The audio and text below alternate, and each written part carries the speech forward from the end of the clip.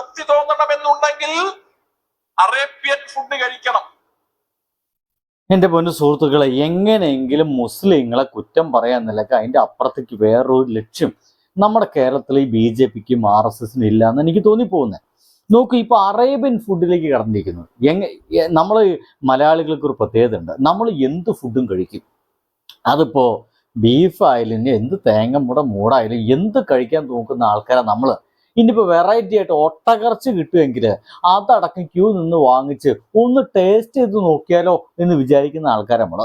അതിന് ഒരു മടിയില്ലാത്ത ആൾക്കാരാണ്. എന്തായാലും ഇപ്പൊ നമ്മളുടെ അറേബ്യൻ ഫുഡ് എന്ന രീതിയിൽ തന്നെ ഇതൊരു RSS നേതാവാണ്. കേസരി എന്ന് പറയുന്ന ഒരു മാസികയുടെ ഒരു പത്രാധിപരാണ് ഈ സംസാരിച്ചുകൊണ്ടിരിക്കുന്ന മനുഷ്യൻ.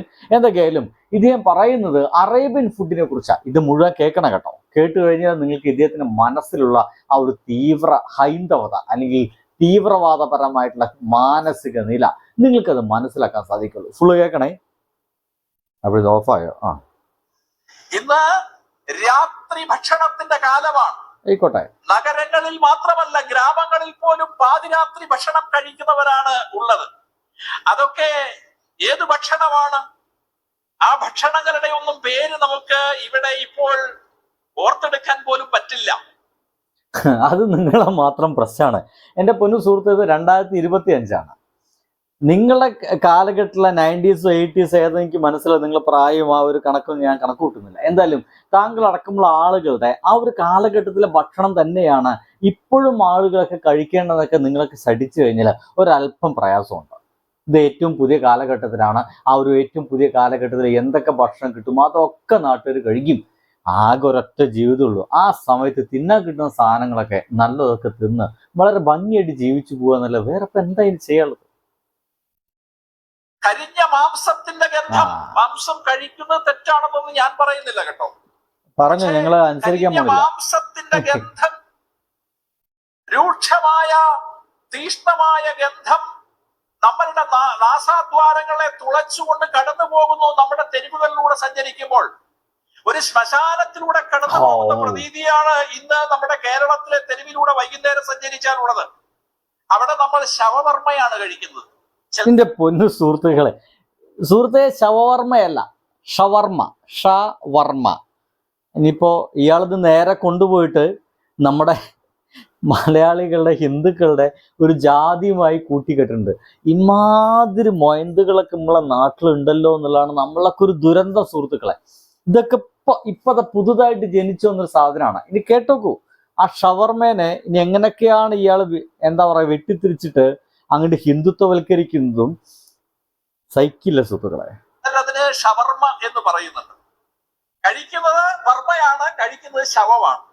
അതുകൊണ്ടാണ് അതിന് ശവവർമ്മ എന്ന പേര്. അതായത് പറയുന്നത് ഇസ്ലാമിക രാജ്യങ്ങളിലെ, അതായത് അറേബ്യൻ നാടുകളിലെ ഫുഡാണ് ഈ ഷവർമ.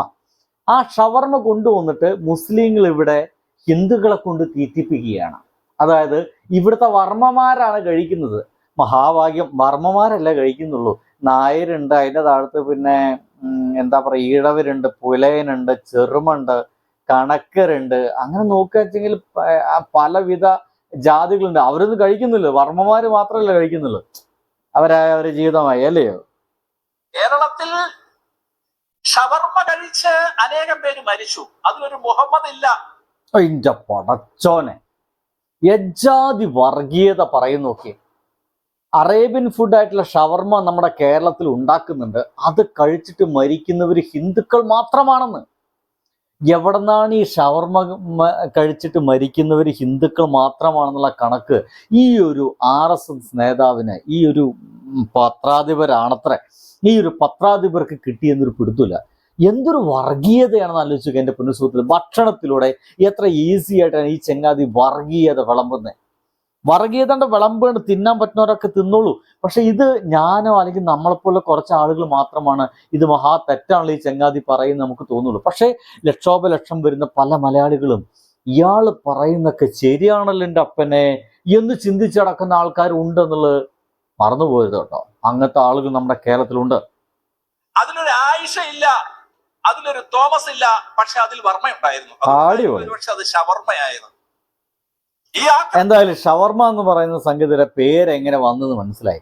ഷവർമ തിന്ന് മരിക്കുന്നവർ വർമ്മമാരാണ്. അതിൽ ആയിഷ ഇല്ല, മുഹമ്മദ് ഇല്ല. മുസ്ലിം വിഭാഗക്കാരും ഷവർമ നിന്ന് മരിക്കുന്നില്ല. ക്രിസ്ത്യൻസ് ഒക്കെ മരിക്കുന്നുണ്ട് കേട്ടോ, ചെറുതായിട്ടൊക്കെ ജോസഫ് ഒക്കെ മരിക്കുന്നുണ്ട്. എന്നാൽ ഏറ്റവും interesting thing is that Ayesha മരിക്കുന്നില്ല, മുഹമ്മദ് മരിക്കുന്നില്ല, ഓൺലി ഹിന്ദുസ് മാത്രമേ മരിക്കുന്നുള്ളൂ. സോ ഷവർമ ഏറ്റവും കൂടുതൽ അപകടം വരുന്നത് ഹിന്ദുക്കൾക്കാണ്. എൻ്റെ ഹിന്ദുക്കളെ നാളെ മുതൽ നിങ്ങൾ ഷവർമ തിന്നരുത് എന്നൊക്കെ നിങ്ങളോട് പറഞ്ഞു കഴിഞ്ഞ എൻ്റെ പൊന്നു സുഹൃത്തെ, നാളെ മുതൽ മലയാളികൾ ക്യൂ ആയിരിക്കും ഷവർമ തിന്നാൻ. മനസ്സിലല്ലേ? നാളെ മുതൽ നാളെ നമ്മൾ കാണാൻ പോകുന്ന കാഴ്ചയാണ് വർമ്മ തിന്നാൻ പോകുന്നു എന്നൊക്കെ ഇനിയിപ്പോൾ പറയാ. സുഹൃത്തുക്കളെ, നാളെ ആരെങ്കിലും വർമ്മ തിന്നാനുണ്ടെങ്കിൽ എൻ്റെ നാട്ടിൽ നല്ല വർമ്മ കിട്ടുന്ന സ്ഥലമുണ്ട് കേട്ടോ. നല്ല വർമ്മ നല്ല വർമ്മ കിട്ടുന്ന നാടൊക്കെ എൻ്റെ നാട്ടിലുണ്ട്. നല്ല വർമ്മ കിട്ടും. ഷൻസി പാർക്കൊക്കെ ഉണ്ട്. നല്ല വർമ്മ കിട്ടുന്ന സ്ഥലമാണ്. എന്തായാലും നിങ്ങൾ എടപ്പാളിക്ക് വരികയാണെങ്കിൽ എന്നെ കോണ്ടാക്ട് ചെയ്ത് നല്ല ഈ വർമ്മ കിട്ടുന്ന സ്ഥലം ഞാൻ കാണിച്ചു തരാം. എന്നെ കൊണ്ടുപോയി എനിക്ക് കൂടി വാങ്ങിച്ചു തരത്തിൽ വളരെ സന്തോഷം കേട്ടോ. മൂത്ത് ഭണ്ഡാരമടങ്ങാൻ ഇത് പോയി തിന്ന് ചാകുന്നവന്റെ പേര് ഹിന്ദു എന്നാണ്. ഓ, എങ്ങനെയുണ്ട്? പണ്ടാറങ്ങ ഇത് കൊണ്ടുപോയി തിന്ന് ചാവുന്ന ആൾക്കാരെ പേര് ഹിന്ദു എന്നാണ്. എൻ്റെ പൊന്നു സുഹൃത്തുക്കളെ, ഒരു അറേബ്യൻ ഭക്ഷണമായിട്ടുള്ള ഷവർമ കേരളത്തിൽ കൊണ്ടുവരുന്നത് മുസ്ലിങ്ങളാണ്. മുസ്ലിങ്ങൾ അത് കൊണ്ടുവന്നിട്ട് ഇവിടെ ഉണ്ടാക്കുന്നതും മുസ്ലിങ്ങൾ തന്നെയാണ്. പക്ഷേ അത് ഉണ്ടാക്കിയിട്ട് മുസ്ലിങ്ങൾ കഴിക്കുന്നില്ല.